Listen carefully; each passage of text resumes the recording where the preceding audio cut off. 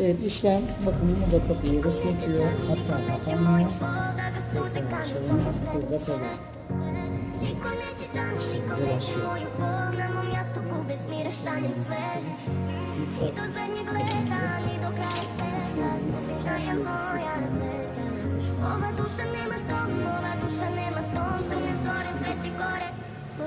Bizden önceki arkadaşlar buraya böyle kendi yapmışlar. Biz kesin çözüm